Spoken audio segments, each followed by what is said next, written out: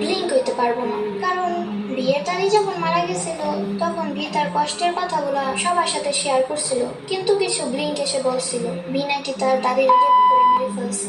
ইয়ংতান যখন মারা গেছিল তখন অনেক ব্লিঙ্ক বলছে বিয়ের অবহেলায় নাকি ইয়ংতান মারা গেছে। জাংকুক যখন তাদের আইডলকে টিকটকে ফলো দিছিল তখন অনেক ব্লিঙ্ক বলছে যে জাংকুকের নাকি কোনো যোগ্যতাই নেই তাদের আইডলের ফলো দেওয়ার মতো। ভি বাচ্চাদের ভালোবাসে দেখে তখনও সেম কথাটাই বলছে, অনেক ব্লিঙ্ক। ভি নাকি বাচ্চাদের রেপ করে।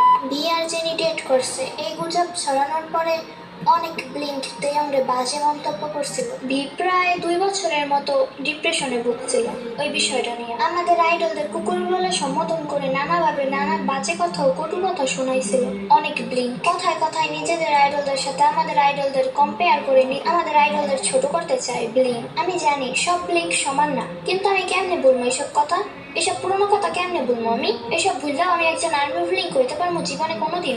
নিজেরাই নানা ধরনের গুজব ছড়াইবে, দেন যখন আমরা কিছু বলবো তখন আমাদের সাথে ঝগড়া করবে আর আমরাই হয়ে যাই টক্সিক। নিজেদের আইডল বিকিনি পরে তার বেলায় কিচ্ছু না, অথচ আমাদের ফ্যান্ডমকে লিঙ্ক ফ্যান্ডম বলে। এত কিছুর পরও আমি একজন আর্মি ব্লিঙ্ক হইতে পারবো জীবনেও? আমি পারবো না ভাই। যেসব আর্মি ব্লিঙ্করা আছে বিটিএস নিয়ে যদি কোনো ব্লিঙ্ক খারাপ কথা বলে তারা প্রতিবাদ করতে পারে না, তারা ব্লিঙ্কদের কিছু বলে না, কিন্তু বিটিএস আর্মিরা যদি ব্ল্যাক পিঙ্ককে নিয়ে খারাপ কথা বলে তখন যে তারা ঠিকই প্রতিবাদ করতে পারে। বেশিরভাগ আর্মি ব্লিঙ্কই। আমি পারবো না কোনোদিনও একজন আর্মি ব্লিঙ্ক হইতে। আমি আর্মি আর সারা জীবন আর্মিই থাকবো। আমি কোনোদিন অন্য ফ্যান্ডমে যাইতে পারবো না, আমি অন্য ফ্যান্ডমের সদস্য হইতে পারবো না কোনোদিনও।